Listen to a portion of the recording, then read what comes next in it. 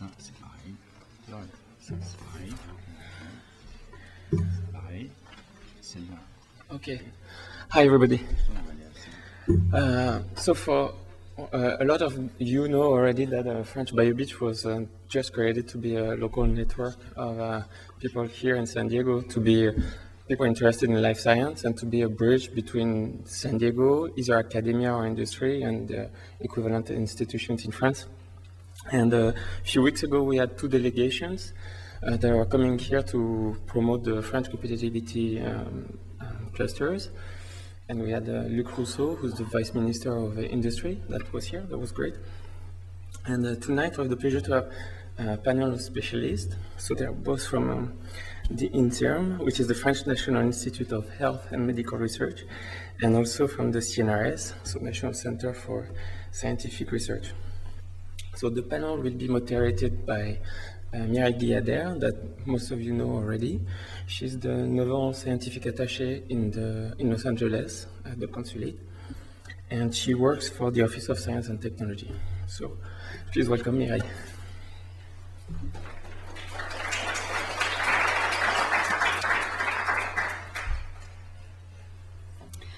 Hi everybody. First, I would like to thank Stéphane Richard for his help in the organization of this conference here at the Salk Institute, and also for his constant support for every event that we are planning to organize in San Diego. I will briefly describe you the Office for Science and Technology and the activities we are developing. And then I will leave the microphone to the main representative of Inserm and CNRS. And we would like this to be as lively as possible, so don't hesitate to ask questions if you have. And we will try not to give a too formal talk, and we will go maybe faster on some slides so that we can have a bigger time for discussion.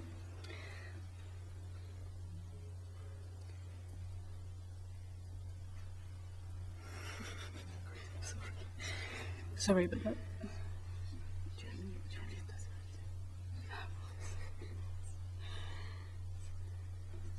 No. This one.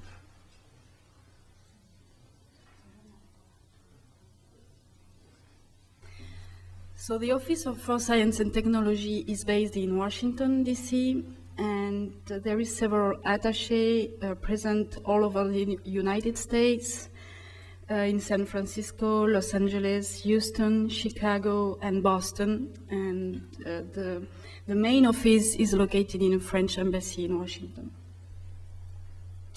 We have three main missions. The first one is to monitor advances in science and technology. The second would be to establish and or strengthen partnerships in science and technology between France and United States. And also the third would be to promote exchange in students, researchers, and also entrepreneurs. So the Office for Science and Technology is composed of 1 counselor and 9 scientific attachés. We cover domains such as environment, agricultural sciences, innovation and technology transfer, nanotechnology, life sciences, space, aeronautic, and IT. So our first mission is to monitor advances in science and technology, and for that we try to get a good knowledge of the best research teams in the United States and in France, and to identify complementarity strengths between our both countries. We also report on science and technology policies changes and trends in France, about policies in the United States, and we publish regularly newsletter reports on specific aspects. And we have a bulletin electronique coming up each week, and for that I invite you to visit the website, which I will give you at the end of this presentation. Our second mission is to establish partnership, and for that we co-organize mission, exploratory mission, or we organize workshops.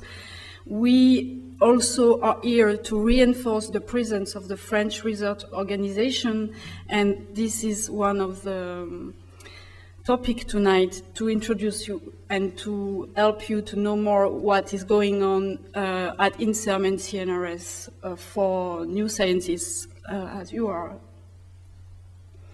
And also our third mission is to promote exchange, and for that we have fellowships that exist for US scientists to come in France and do research in a French lab.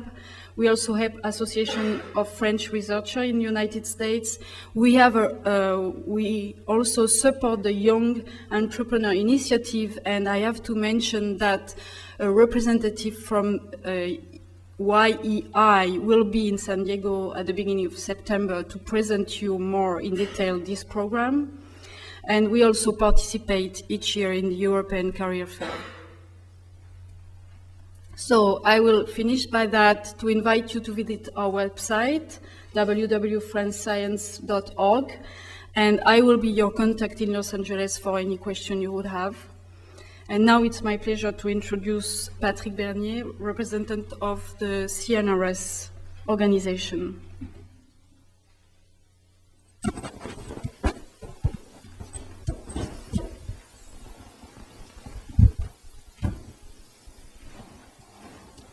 Good afternoon.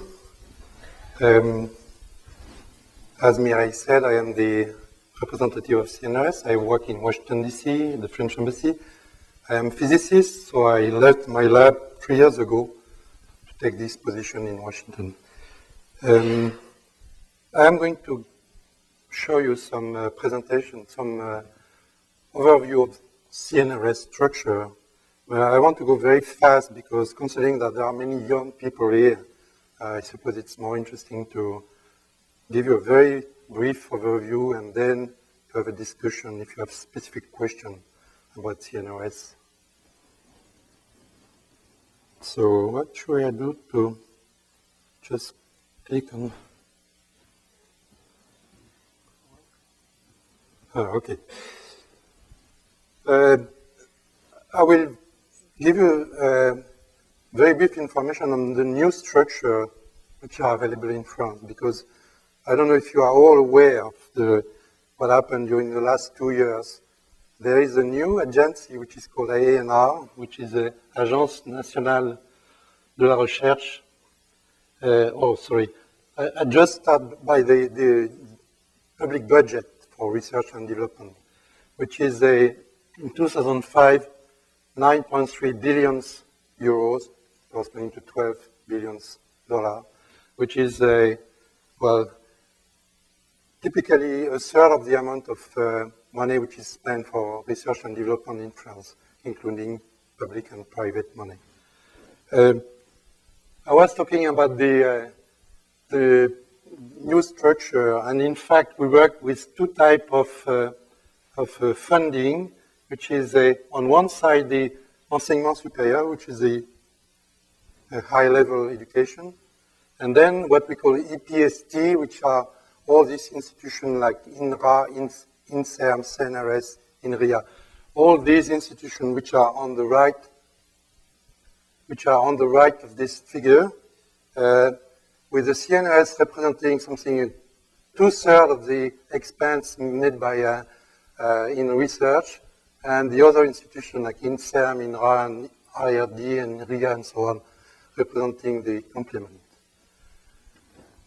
I was talking about a new agency, which is the ANR, National Research Agency, which has been created almost 2 years ago. And the idea is to mimic, in fact, the NSF in the US, and to have a specific agency with a limited amount of people, but with giving money for projects instead of giving money for labs, and that with an evaluation to select the best project. And this agency is working with two types of programs. There are some thematic programs covering all disciplines like physics, biology, agriculture, engineering, and so on. And there are some thematic priorities which are changing with time. And this type of program are the main body of the Agence Nationale de la Recherche. There is a second type of program, which are non-thematic programs, which are also covering all these domains. And typically for those type of project, which cannot be really put in the previous thematic program. Typically what is in interdisciplinary type of project, or something which is very exploratory and which has some risk in the results. I put at the bottom that a priori, the only criteria for selection is the excellence of the project. So there are quite a lot of committees, 20 different committees, having a total of almost 200 experts, which cover all the disciplines to select the best project. Okay, now let me turn to the CNRS. The CNRS is a government-funded research organization, which is under the supervision of the Ministry of Research. I will not go through all these missions, but let's say 2 words: to advance the knowledge and also to benefit to the society. It's typically the 2 type of main keywords for this administration. There are 12, almost 1,300 CNRS research units. What we call unit is a lab, it's a given lab, eventually shared with other institutions, but usually inside the university with some sort of location which is defined by the high-level education of the local high-level education. The personnel is representing 100,000, more than 100,000, 11,000 permanent researchers with 14,000 engineer technicians, which are to help the researchers in their work. The budget represents something like 2.7 billion euros, and that represents the largest amount of money for a given organization in Europe. 2 types of labs, what we call labo propre. They are fully funded and managed by CNRS, what we call UPR, and joint lab, which are the big majority, something like 95%, which are shared with other organizations or industry, which are called Unité Mixte de Recherche, UMR. The CNRS, that's one of the main characteristics of CNRS, is that it covers all disciplines from mathematics, physics, chemistry, and so on, to humanities and social science. So life science is a specific department here. Here you have a scheme of the organization. I don't want to go in detail, but let's say the head of the CNRS is in blue here, with the president and the director general, and you have the administration, which is here. You have the evaluation, which is probably very important. The most important part of the CNRS is the importance of the Comité National, which is evaluating people and structures. And here you have the body of the CNRS, which is a department, 4 departments with 2 transverse departments, environment and development durable, and science and technology for information and engineering. And then you have the labs, which are at the bottom, and I already said there are almost 1,300 labs in France. If you look at the distribution of personnel and money, typically the same. For life science, it's a main department. And then what is called physical science or natural science is distributed between INSU here, engineering, mathematics, nuclear physics, and information and communication. Then you have social and humanities, which is a given department, and you have chemical science, which is also a given department. Okay, so CNRS defines some priority in the work and what they recommend to the labs. There is quite an important freedom to choose what you want to do in a given lab, but there are some priorities. So if you choose to work in a priority, you will be having probably some more help from the headquarters to go to your final purpose. There are 5 main fields which cover life and its social challenge, information communication and cognition, environment and sustainable development, nanoscience, nanotechnology materials, astroparticles. These are 5 priorities. And now you have interdisciplinary programs, which are, in fact, a mixture of these topics. And for example, there is a specific program on nanoscience and life and its social challenge to study the impact of nanotechnology on the society and what the risk the society could envision. So there are 20 such interdisciplinary programs in these 5 main fields. Concerning the recruitment, I don't know if some of you are interested in that, but there are in fact various levels of recruitment for sure, but probably people here are interested in 2 types of recruitment. One concerns the researcher, one concerns engineers. And the recruitment for researcher is a competitive process. There are something like 400 jobs open every year, and the candidates are selected on the basis of their quality of their work, the PhD and the postdoc usually. And then they have an interview, which happens usually during the springtime every year. And there is a Comité National deciding if you are recruited or not. So the 400 jobs are distributed among the various departments of the CNRS. So that means per department you have something like between 5 and 10, depending on the year. And now the engineer is a different type of work, as you know. The engineer is not a researcher, he's just helping the researcher to accomplish his mission. And usually they have a high level of diploma. They can even have a PhD, but they choose to take this type of work because it's a little less constraining compared with the type of work for researcher usually. And there's also a competitive entry process. There's a campaign which is open in May, next month. And then there is a candidate selection with interview and examination after the summer. And then people are recruited before the end of the year. So it's a 6-7 months process. Okay, there are some postdoctoral possibilities at CNRS.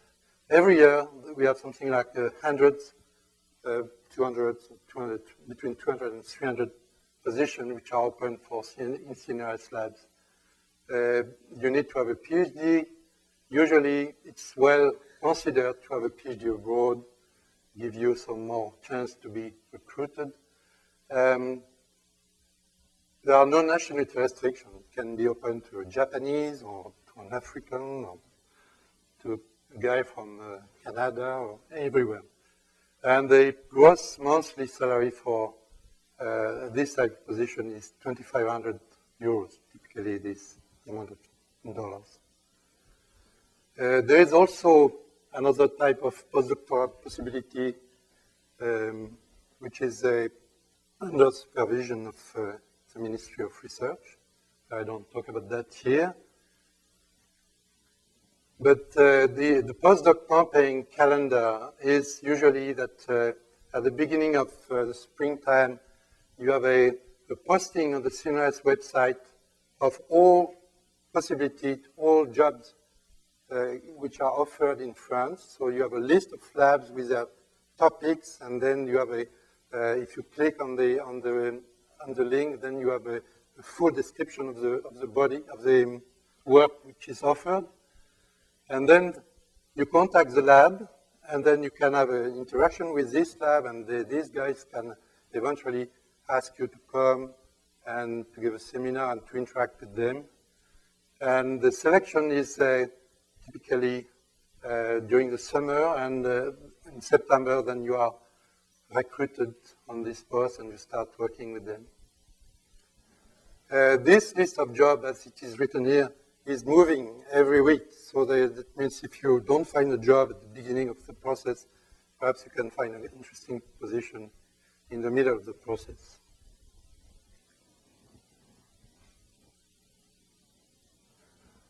Some people ask the question, is it possible to have an internship at CNRS? And the answer is that CNRS doesn't have this type of program specifically, but it is well known also that many labs in the CNRS do that, and they offer by themselves the possibility to have an internship, which is financed by various sources. It can be European contract, it can be regional contract, can be money coming from the Ministry of Education. So there are various possibilities, and you can find that on this type of website. Oops. So finally, I want to make a sort of publicity on this new magazine, which is a little more than 1 year old. Doesn't exist. The CNRS was created in '39, and only last year they created a publication in English, internal publication in English, so it can be publicized abroad and bring the information what CNRS is doing in English. So this is the 5th number concerning the home of the future, and if you are interested in receiving this magazine directly under the paper form, then you have to sign up on this address here, and or you can also download the magazine in PDF file directly on this website. And well, I encourage you to read particularly the end of the magazine, in which you have a lot of information on the administrative that I just described before, concerning the recruitment and the possibility to have some link with the labs in France. So I will stop here, and don't hesitate to ask questions about all type of subject. If I can answer, I will give you my advice. If I cannot answer, I will keep your question in mind and try to give the answer in the future. So thank you very much.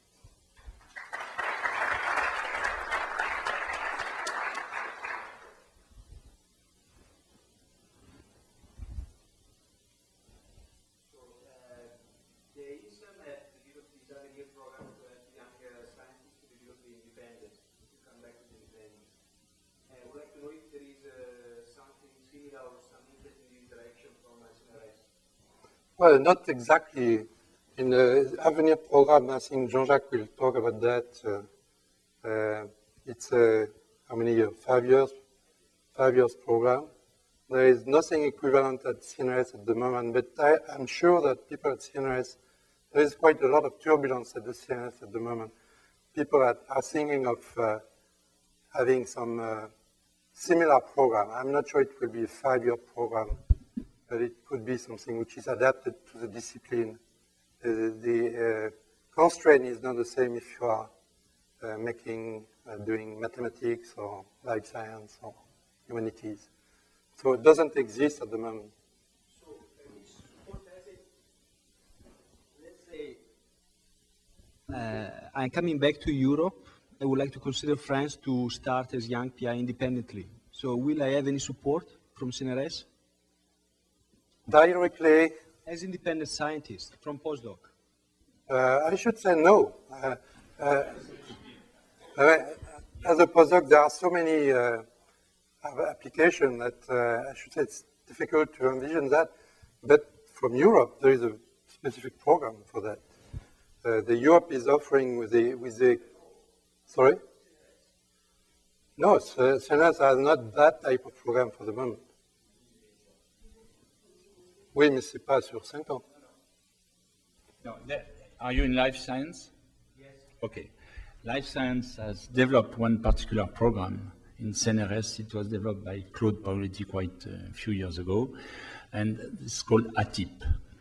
So ATIP is in some way the same kind of program than Avenir program of Inserm, except, which is very important, you have to get a permanent position before. You cannot run an ATIP program without getting a position at CNRS. And ATIP is run under the authority of CNRS labs. So you have to get inserted into a CNRS lab, even if it's for developing your own project. So in a way, it's a way of financing young groups coming back to France or setting up. It's open also for French working already in France. So it's not only for people coming from outside, but there are two constraints. Working under a CNRS lab in life science, it doesn't exist in other departments. That's probably why Patrick, who is a physicist, nobody is perfect, forgot to mention that. No, but this question was about postdoc. If you are No, it's postdoc, not. there is no... It's to set up a lab, so it's after postdoc. No, but he was talking After a postdoc. postdoc. After After postdoc. after postdoc, if you don't have a position. You have to get the position first, which is a constraint. But usually, if there is special committees for selecting the ATIP project, okay, which are very stringent, it's a lot of money, it's a good amount of money, so they have to be very careful. And the people who are selected by the committees usually have their good background, and they are selected also for a position. But that's not automatic, so it's I'm limited thinking in of this way. two other possibilities, but not CNRS. The ANR, Agence Nationale de Recherche, is offering the young researcher program in which they give you a given amount of money. I don't remember exactly how much, but it's important. Good contracts, yes. Good And then you have some facility. You can have, the only question is that you have to find a lab which accepts you as a visitor, so you can build your own group. And the second one is probably the best one in terms of finance, is the European Research Council, the ERC. The ERC is offering something like 2 million or 1 million euros. I don't remember exactly the amount, but it's for one person, 1 million per year to build a group and then to have the possibility to get postdocs and students and collaborators. But this is only starting now. I mean, there is no experience in this type of. It will start in a few months.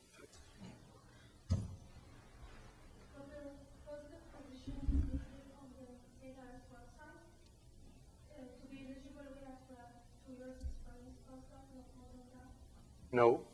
For someone who has 3 years postdoc position, for example, I got my PhD in France. I did postdoc here for 3 years or 5 years, and I want to go to start work in France as a postdoc, So I cannot be eligible for the postdoc. It can be eligible. I saw the criteria, 2 years postdoc experience to be eligible for these opening positions. It's a good way for you to come back to France to spend 1 year, then to keep contact with labs in order if you want to get a permanent position. And this rule of 2 years postdoc abroad is, my feeling, it's negotiable. It's not a totally strict rule. Depending on the quality of your file and the insistence of the lab with whom you are going to work.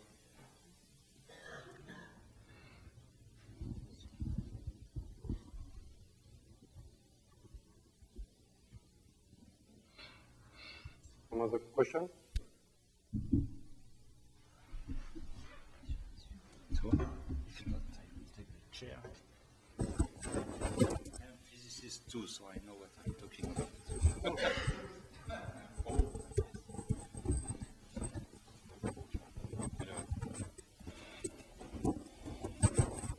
Hello. Comment on va là? Huh? Here we go.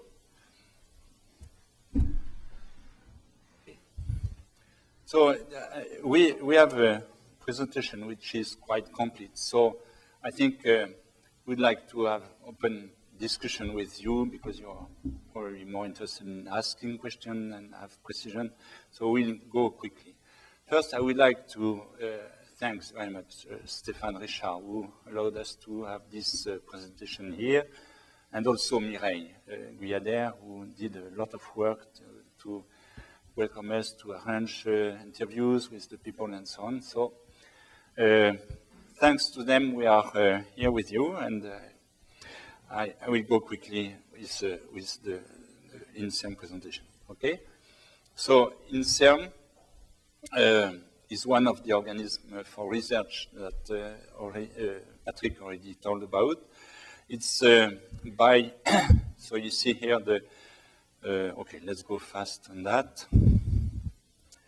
You have seen this one already. It was created in 1964, which is quite recent as compared to CNRS, but it's the only French organization entirely dedicated to research in biology, medicine, and public health. So the label is very strongly oriented toward biomedical science. It's working through the two ministries of research, which gives most of the budget, and also Ministry of Health, which is, of course, very interested in the result of this research. And researchers have a primary vocation to study all the aspects of human disease, all the aspects, and from the most rare disease to one of the most frequent. Some numbers now. So we have 335 Inserm labs all over the country in France, and more recently, the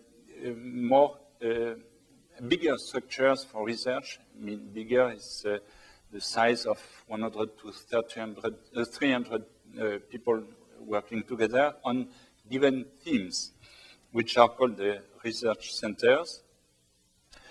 Also, one vocation of Inserm is to translate the research obtained in the lab, the result obtained in the lab, into clinical practice, or trials at least. And for that, we have this special structure, which are clinical research centers. And those centers are developed with both Inserm and university hospital. And it's a way of helping researchers to translate their research into clinical studies, and vice versa, to help physicians to have access to more rigorous scientific approach in clinical trials or things like that. The budget in 2006 was about 700 million euros, which is about the size of a small NIH institute. We have a total staff of 13,000 persons, but about 6,000 are really Inserm employees. Okay, and for development, we have an active patent portfolio of about 600 families. We work with foreign or French partners, industrial partners, and Inserm has also an agency which is called Inserm Transfer in order to help researchers to set up their startups if they feel they can do some translational research and developmental research this way. One important thing that our director wants to emphasize is the comparison of the yield, in a way, of this structure in terms of publication. And these tables are quite complicated, but in a word, it says that Inserm is is in the same range of both number and also quality of publication as the major agencies for research in Europe, like Oxford University, the English MRC, and those numbers are here. So I don't want to go into details, but there are wrong numbers circulating on that because of because of our fault, but the French system is quite complicated. Inserm labs are inserted in university, which are themselves sometimes university hospital, and that's confusing in the address of the papers which are used to make this kind of statistics. If we do more careful analysis of the publication, we get to these numbers. Okay, so I will go fast to that. The vocation of Inserm is to go very good basic research, physiology and physiopathology, but also clinical and therapeutical research, and up to public health research. Okay, we have a vocation of transferring this knowledge and know-how into new health products. That's the goal of the clinical research centers, and also to knowledge dissemination, which occurs through the formation of researchers by and for research. So that's the distribution of the Inserm lab in the country. So you see the number I already cited. And like everything is France, about 60%, 50 to 60% is concentrated in Paris or suburbs. But you see that main university cities in France have Inserm labs. And one particular characteristic of those labs are that 80% of them are within university hospital, which helps to conduct the work what we are done for, we are created for. I already spoke of the research centers, so I go fast. This is the research centers which have been created in 2007 at the 1st January. You see that here again, there are in Paris and also in other cities in France. And let's go on. We have common infrastructure for research in France and major equipment like sequencing or genotyping and so on. So of course, this is kind of mutualization of the means because no labs can afford to have each of these means. Okay, and those are called national or regional platforms. And they are financed both by institutes like CNRS. We are working with CNRS, Atomic Energy Commission, INRA, some of them, and Inserm, but also the government put some money in those platforms and regional cluster in order to have better visibility of the organization of research. Okay. Human resources, I already said a few words on that. So you see 13,000 people working in Inserm lab. Not all of them are Inserm, only half of them. And other comes from either CNRS or Pasteur Institute or Atomic Energy Commission and university hospitals. So, but Inserm is in a way financing the research for about this number of people. I will go fast on that because I think that's okay here too. Inserm transfer, I already said a few words. I think 4 or 5 years ago, the Inserm created this particular agency, which is independent for Inserm in a way and has a different status in order to facilitate the operation which are necessary for developing, for creating industry. I mean, you have to get funds, you have to go through process which are not in the initial vocation of Inserm. And Inserm Transfer is the name of this agency. Of course, works in partnership with Inserm because the patents come from mainly from the labs, Inserm labs, but it's working also with all these partners, university, biotech companies, investors, venture capitalists, and the pharmaceutical company and the international institution. Okay, let's go. Now I will pass the microphone to Isabelle to talk about maybe your main interest in this being in this meeting today is the way of recruiting at Inserm. So Isabelle, if you want to go, come, and I will be, il faut appuyer sur ça, sur le côté pour faire avancer, puis je vais te donner.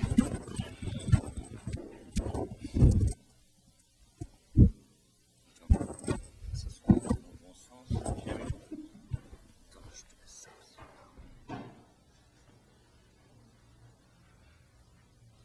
Okay, so about recruiting at Inserm, we are not exactly on the same process than CNRS, as we really want to emphasize temporary positions as well as the permanent positions.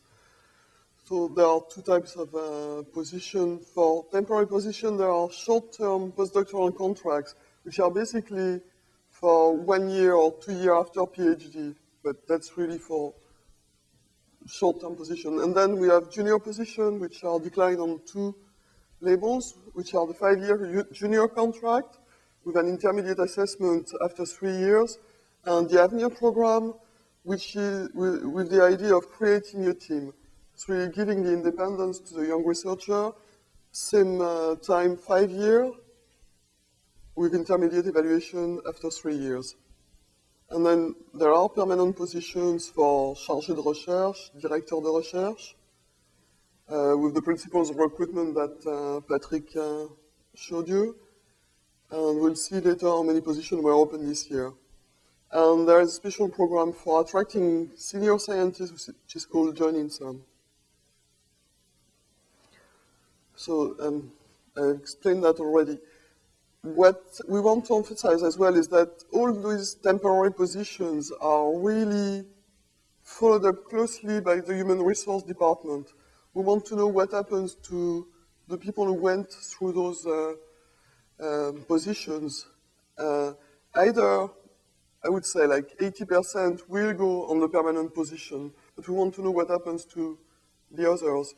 And as it shows now, is that some will go into industry, some will go into administration of research, but again, most of them will go either at CNRS or at the university on permanent position, and an Inserm, obviously. The Avenir program, so again, is to create your own team, and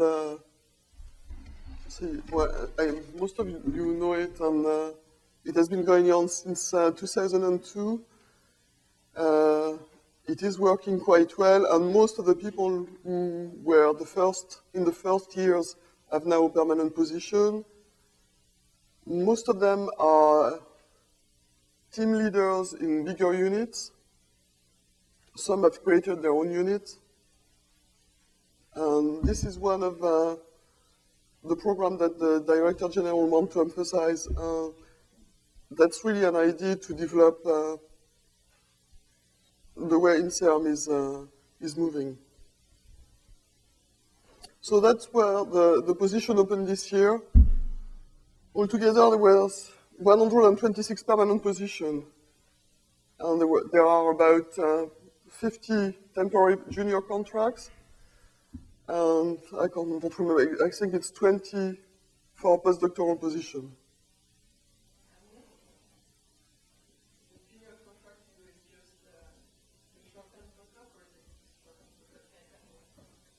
Altogether, it's about 20 for Inserm and about 30 something for the 5-year contract. There is a new profile, new career track, which is designed to increase the attractiveness of the scientific career, and which is built in coordination with our partners. So namely the universities, the industry, university hospital and cancer center, an internal contract, and now we are developing with international either hospitals or university and not industry yet. Join Inserm, so one which is really dedicated to senior scientists, competitive exam for the tenure position, and a combination of the interface research grant, which is then evaluated by the partner.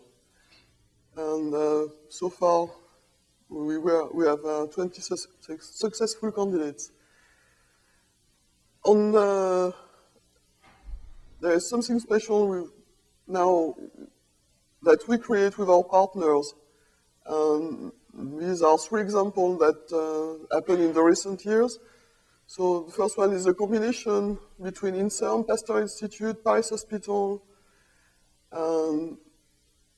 We welcome a scientist from New York with a DR2 permanent position, an interface research grant, and an Avenir program. The Pasteur Institute offered him a 5-year team, and now he has joined Inserm Pasteur Institute unit. We had a similar program with University Paris 6 UPMC. And in addition, we have a new partner here, which is AFM, to top the operation, and also something which was created in 2004 by the Ministry of Research, which are the Chair of Excellence. Another operation in Strasbourg, and you see that the position is not an Inserm position, it's a university hospital position, but the partnership is built on the same basis. In addition to all that, with the development of research centers, there are recent calls for candidates for director of the new research centers, and that's the most recent one. And also, these research centers are looking for teams, and those as the recent one. In addition, for the directors for research center, I can add that there is a call for the moment, which is for the IGBMC in Strasbourg, which is an old, one of the first research centers we had in Inserm. We should mention that Pierre Chambon's lab. Pierre Chambon's lab. Now it's up to Richard.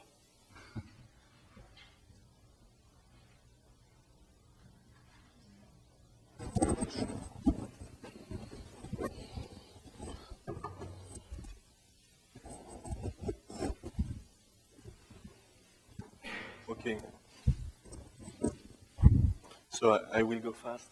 I'm working on the Human Resources Department of Inserm, and more specifically in a structure called the Researchers Task Force and the School of Inserm.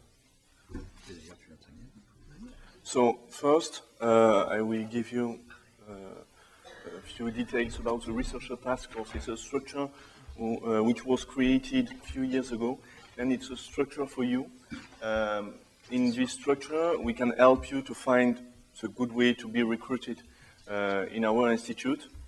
You can be recruited on non-permanent position or permanent position, as said Isabel before. So we are working on the Avenir program, and we are working on the non-permanent position, so the junior and the postdoctoral temporary contracts. And we are working too on the European contracts, and that's really important. I don't know if you have an idea of these programs. The oldest for human resources is called Marie Curie program, and it's really interesting for you because there are no nationality conditions. You are French, you are European, or you are non-European. You can get fundings from the European Commission. So you can ask a question about that. It's really interesting. And we are working on different types of contract given by region, for example. The second part of the structure is the School of Inserm, so I will go really fast. This School of Inserm is divided in 3 parts, 3 programs. The first one is the research training programs. The second one is the continuing education program in research, and the last one is the health training program. So the first one, the research training program, its aim is to motivate medical students for biomedical research as soon as possible. So it's to create an MD PhD track in France. The second part is the health training program, and the aim is to provide scientists with a better knowledge on diseases they are working on. And the last one is continuing education program in research, and it's what we call the workshops of Inserm. And it's interesting too because all these programs, health training programs and workshops, are open to everybody. There are no nationality conditions too. So I will go through that. It's really complicated. The workshops, keep in mind only one thing. The workshops are divided in 2 parts. The first one is critical assessment, during which the subject is reviewed, and the second part is a practical course in which you can see all the new techniques seen before on the first part. So here you can see the program 2007 of the different workshops. For example, there is one in June organized with Harvard University, so it's possible to build a workshop with a university here, for example. And the last one is the health training program.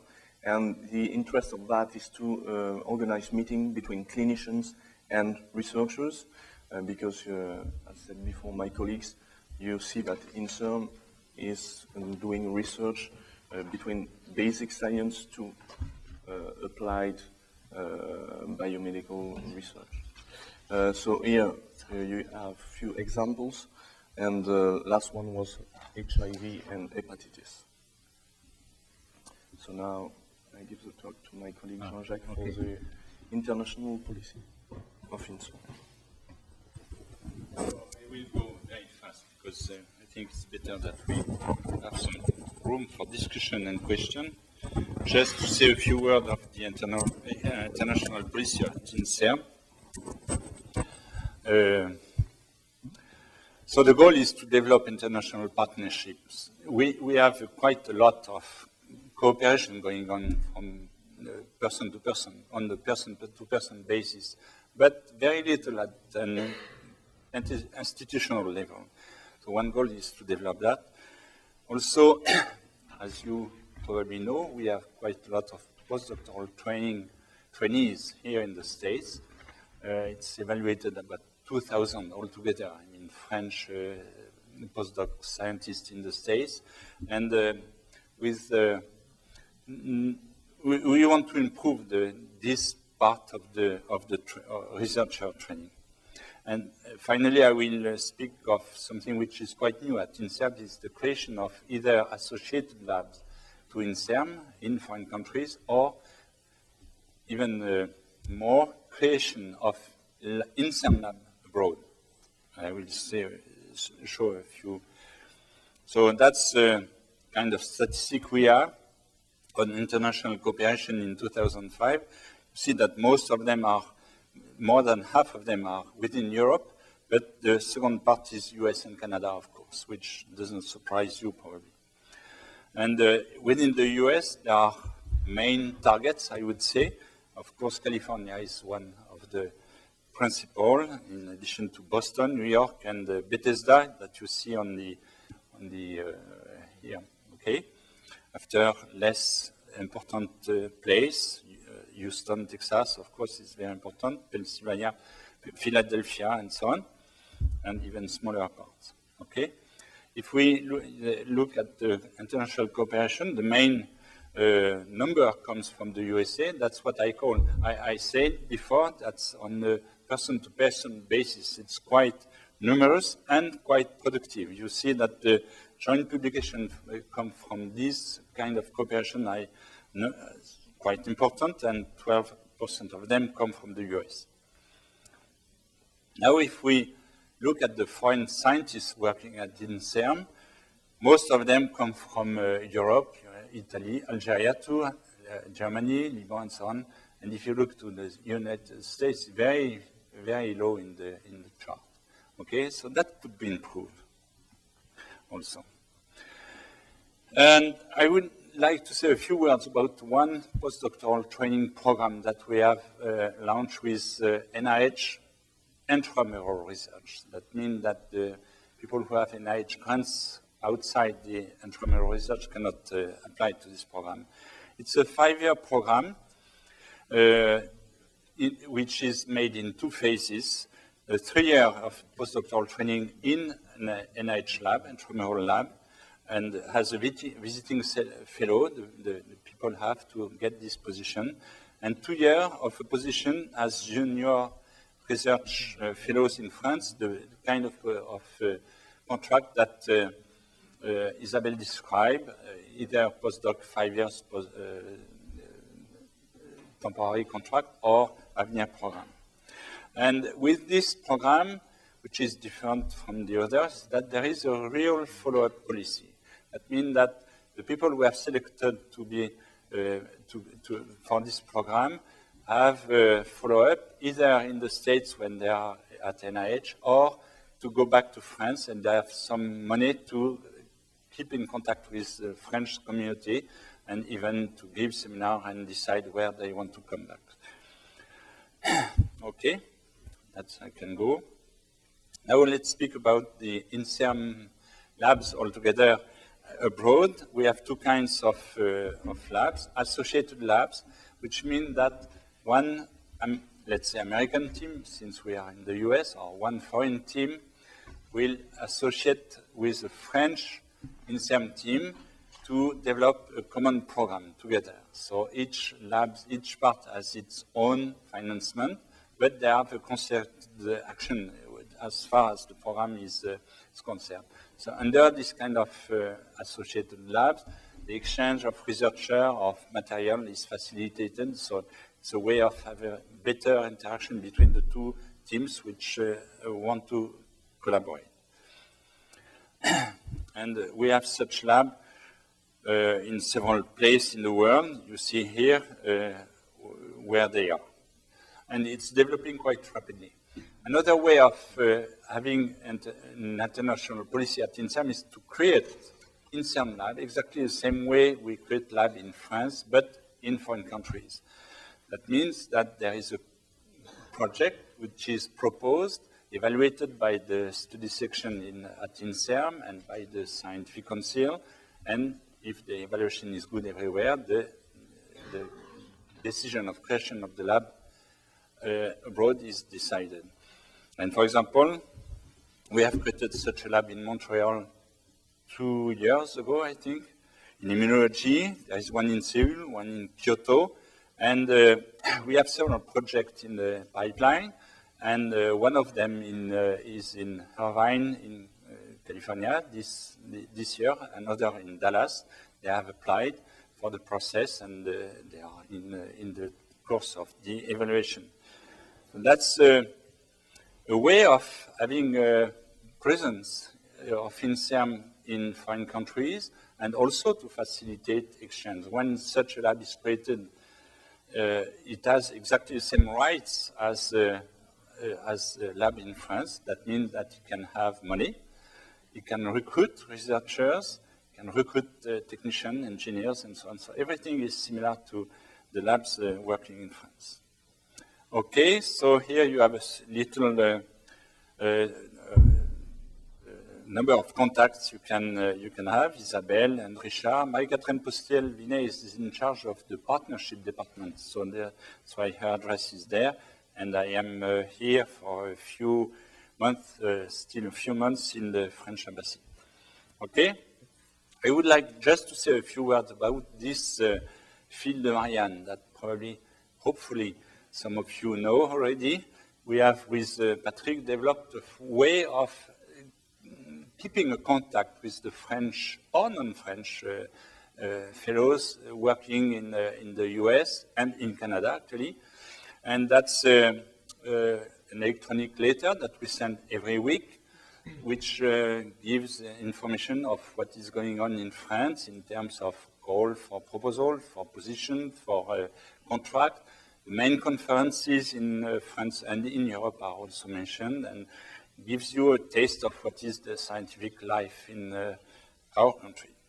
And I thank you very much for your attention. And I think all together we are ready to take questions and discuss before the final ceremony, which is called wine and cheese, that is waiting for us. Thank you.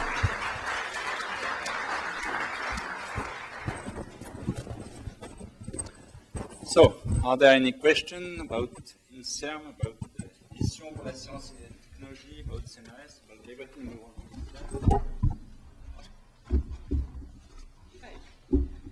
I have quite precise question on the CR recruitment.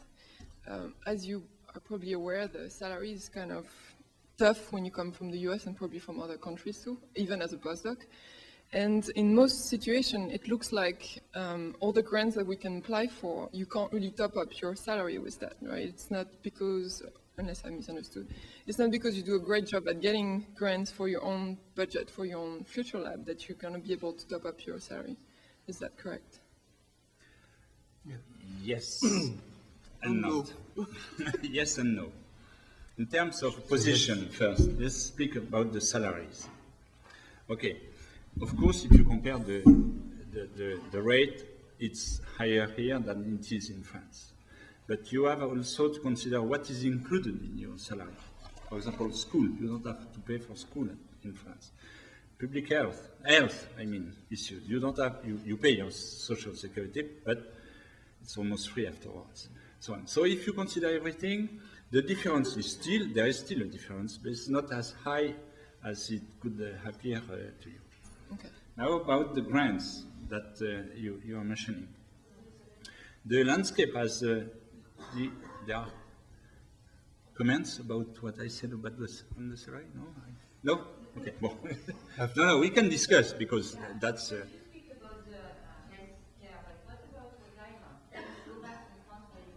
was part of my question.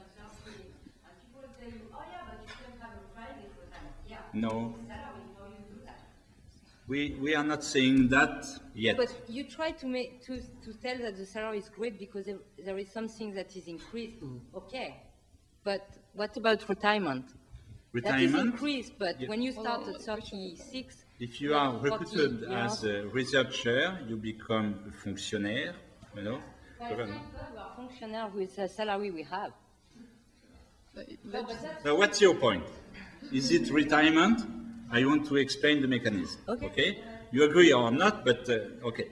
So you are fonctionnaire, and fonctionnaire has a system which is changing, which may change even more, but that's politics, so we don't speak politics here. And the system is, no, I'm not allowed to speak politics. I have a devoir de réserve, you know. Okay, but we can talk in private if you like.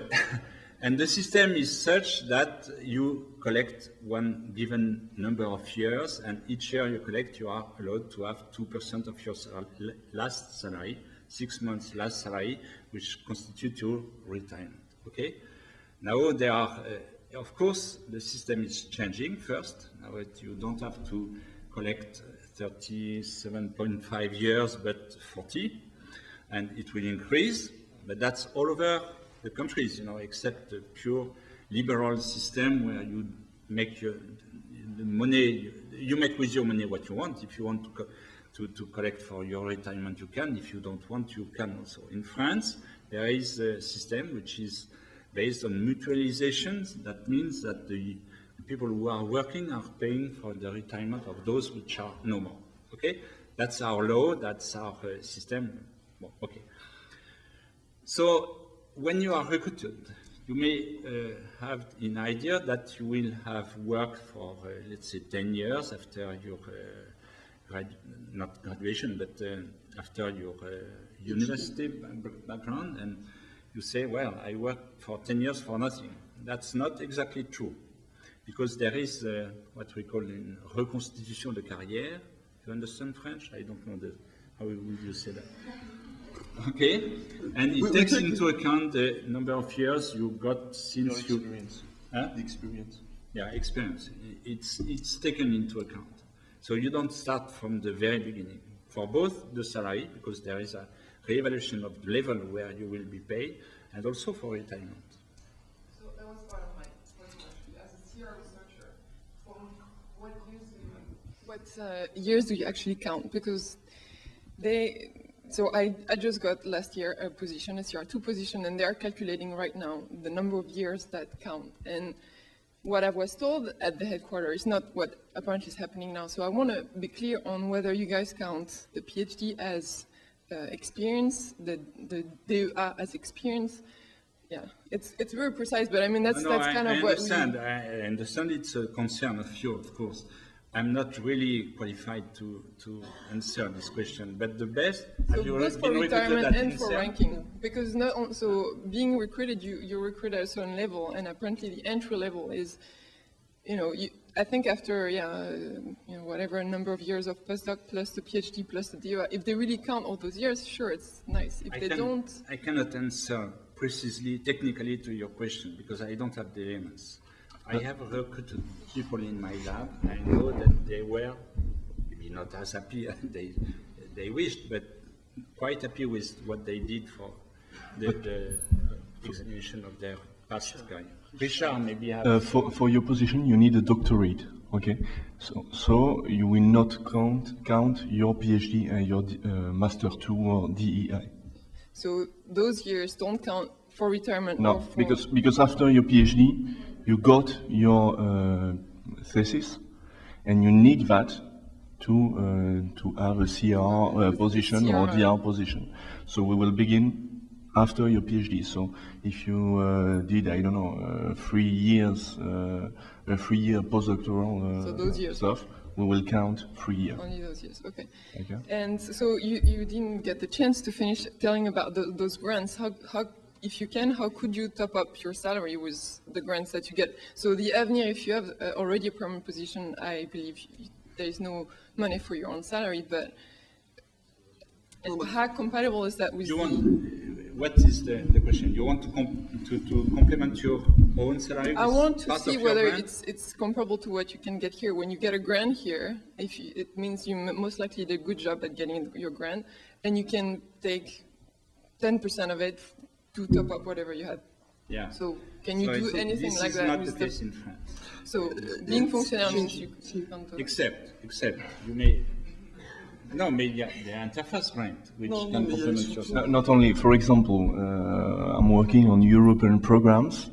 So I spoke about Marie Curie program, but there is a new one, ERC, the European Research Council. And if you got fundings from the European Commission, it will be possible to have a top up. So, okay. So, but you cannot top up your salary in the United States. Well, yeah, you cannot do that. Your salary is fixed at the Salk Institute, at the Scripps Research Institute, at the University of California. What you can do is buy teaching time at the university by getting a grant. So I just want to clarify, you cannot top up a salary by getting more grants. If you did, I'd be rich, okay? That's how my PI is rich, don't worry. That works. But that's not the point. It was just to know whether that's feasible or not in France. So the other thing, and the last, and I leave other people, some time for other people, is how compatible are all those grants? So we have the ERC, there is the Marie Curie, there is the ANR and the Avenir. How both the CNRS and the Inserm would let you combine all those grants and fellowships? Like, I can speak only for Inserm. For Inserm, you can combine European programs, Avenir program, and a permanent position. We have some researchers with European programs with CR position, and it's not a problem. Yeah. For example, in the first special operation I mentioned with Institut Pasteur, so the guy got an Avenir grant, he's got an interface research grant, he's got a URI program. Well, he's senior in the way that he has a DR2 position, but I think he's 34 or 35. For example, I have two cases of two researchers with a CR position with an Avenir and Marie Curie program. And they have their salary plus a top-up and money for research. Okay. And to finish on that, you know, if you have a CR2 position or CR1 position, you definitely can apply for an interface research grant. I mean, you must do it. You're not eligible straightforward as as part of the Joint Inserm program, which is only open for DR2+. But now I think it's still open, or is it just closed? But you must do it. I want to add something, which is the CNRS. At the moment, there are some discussion at the top level because they want to try to introduce a sort of modulation of the salary due to the performance of the researcher. It will be very difficult because the union researcher and the technician and the engineer, they are very opposed to that type of idea. That's typically French, but also the top level, they want really to try to make some progress, and it could be that in the future there will be some new rule. So I don't want to avoid this possibility. I want to come back also a word about the Avenir program. You know, if you get an Avenir program, it's the aim is that you will develop your own group, okay? And it's even recommended that you are able during the course of this program to get other funds, because when it's finished, it's finished. So if you have not other money to run your lab, you will depend on the lab where you are hosted and so on, and that's not the goal. So it's really encouraged, maybe not the first or second year, but at the end of the contract that you are able to run your own labs. That means getting money from Inserm, becoming an Inserm team really, or being able to get grants from the NR, from the many associations that we have in France and so on. So it's not only possible, it's encouraged. I have a remark on retirement. You have a salary here. Do you pay something for your retirement here? So there's no match for the retirement plan. So you put your money, but where you work, you're not sure you have it. Okay. So there is something, I don't know, it's CFE for French people, and you can put your money there. And when you come back to France, you pay for your retirement in France with your salary, and your years are paid abroad. That's for the French people, it's Caisse des Français à l'étranger. Okay, so if you don't pay anything in this country, you can put money there. I know it's expensive, but it's something. Okay. Hi, my name is Tom. Maybe I can change the subject. I was wondering if there was any coordinating agency for an American that might want to get a PhD. I have a BS, and I was sort of considering graduate school in France, chemistry. Any sort of coordinating agency, or is it? Well, that's the PhD program, joint PhD program in France. Maybe that's a question for the mission. Tu peux pas. No, there are the French embassy is developing this kind of program in order to have a better way of cooperating at the university level, better cooperation. And it's not an easy question, because you know that the diplomas are not the same in this country as in France. And if you are going to make a PhD in France, you can do very well. You can be registered in one university.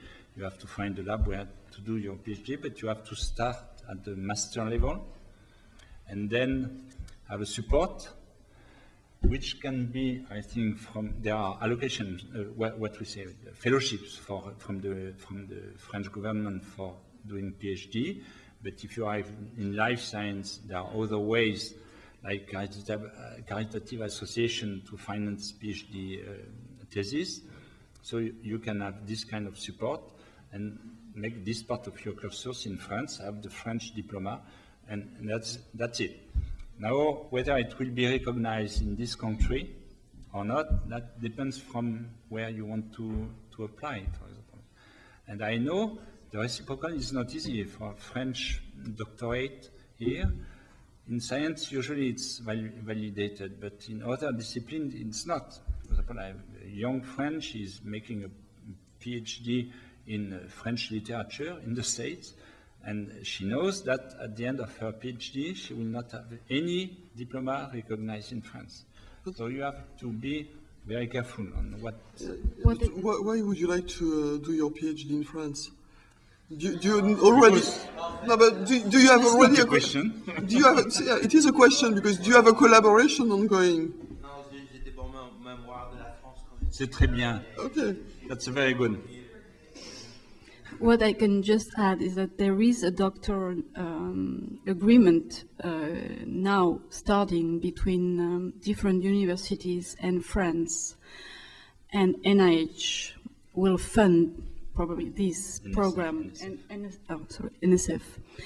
But this will be only, this is just starting, and they have choose only two main domains, which is energy and environment. So life science, for example, is not, as far as this agreement is signed now is not concerned, but will be, hopefully, in the future.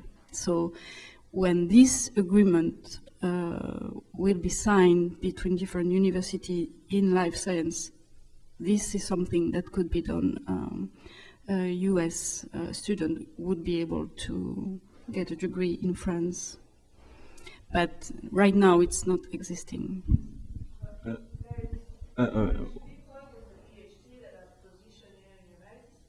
Yeah, why not? Yeah, sure.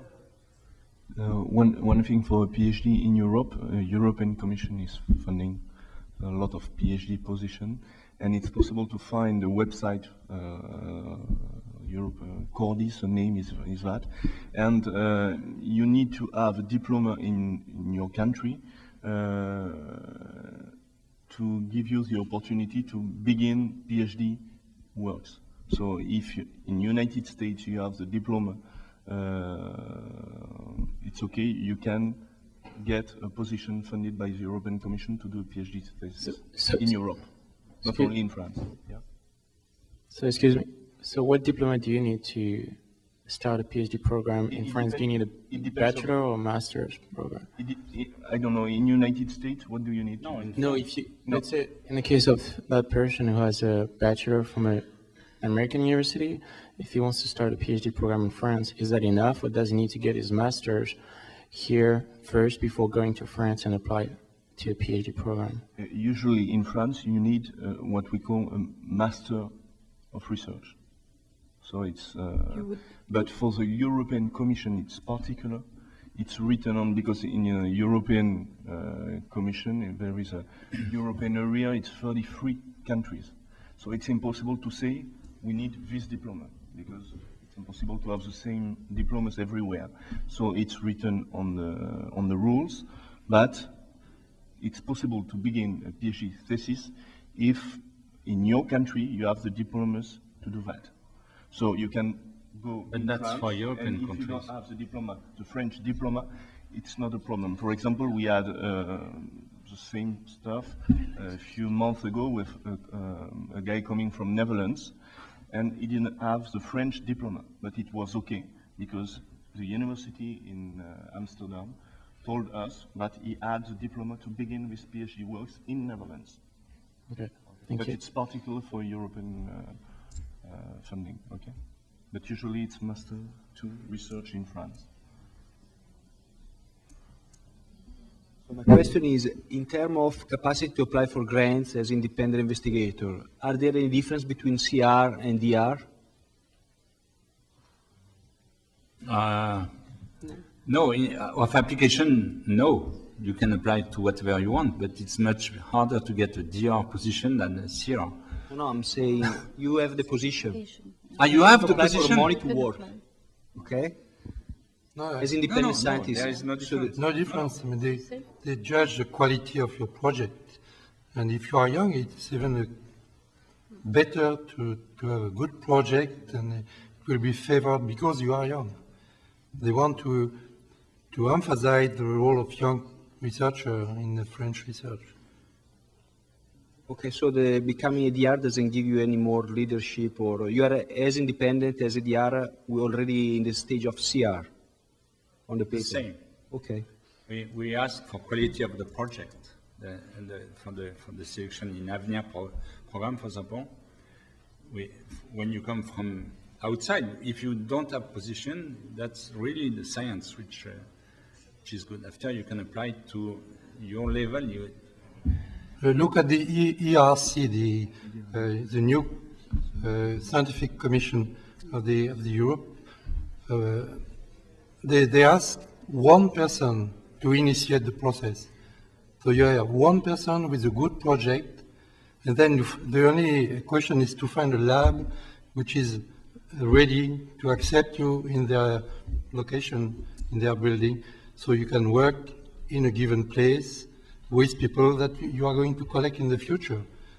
And they look your project. Is a project, it's a high quality project. They will finance you, and you will find the people after.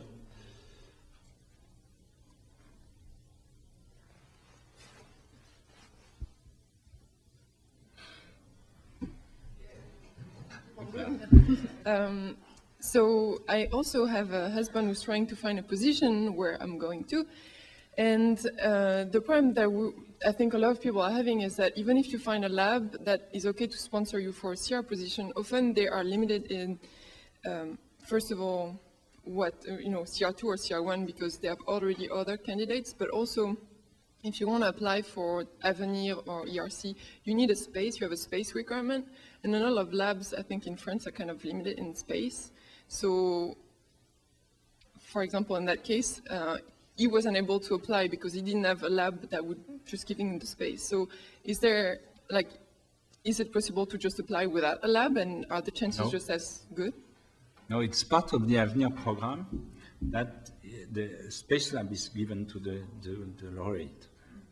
It's very important, you cannot develop your research if you don't have. But that's the point. If you have a great project, they can't find you a space later on, or it's yes. No, you can apply it for the Avenir program or for anything without the host lab. But your chances but when you apply, at the same time you ask us to help you find your host lab, so that when you are at the stage of the interview, you have the host lab. Yeah. That's the case for Avenir, but not for ERC, because in your question, ERC, you need to find the lab before writing your proposal. Okay. So, which means that if often a lot of people that can't get the Avenir will go for a CDD position, so can you be overqualified for a CDD, or is it really, let's say you have 10 CDD per year, and it's only the 10 best that will get the CDD, or how do you guys do that selection? No, sorry, say it again. The CDD position, the junior contract, you mean? Contract, yes. Yeah. So a lot of people that can't apply for Avenir because they don't have space, a lot of labs offer them to just sponsor them for CDD. You mean the 5-year contract? Yeah. Okay. Instead of junior contract. So those, you said you have about 20 or 30 per year, I think you mentioned. Yeah, okay. So does it mean that the selection is the 20 best, or can you be really overqualified? If you've been here for too long, you have great publication, but your CV is more for a CR or DR position and not for a junior. Obviously, the major difference with Avenir is that you want to build your own team. Yeah. So if you find a lab that doesn't want or cannot. They often tell you 1 in 2 years, maybe a year or two, I'll be able to sponsor you for the Avenir because then we'll have space, because then some candidates will have moved on to something else. They really often. So that's why can you be really, I guess, be overqualified. There is no general answer to this kind of question. It's really a matter of negotiation with the lab where you want to go. If you are strong enough to say, no, I want to develop my group, and I need space, I need means, so that's part of the negotiation. I mean, if they want you, they will find place. Plus, you can be part of an institut fédératif de recherche. You don't need to be in an Inserm unit. No. And there are space. So, I mean, for example, but if you have I don't know, have you applied for the Avenir group this year?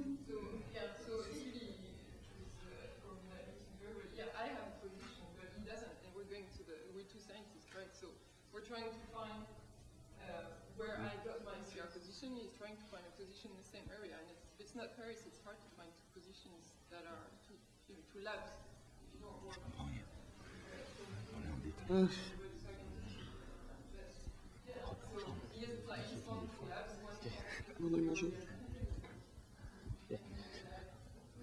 Okay, how about we thank the panel and we move on to the trustees' room with some wine, and we can have all of those discussions one-on-one. Thank you very much. Faut discuter avec elle. Parce que c'est l'histoire. Dire que t'es où?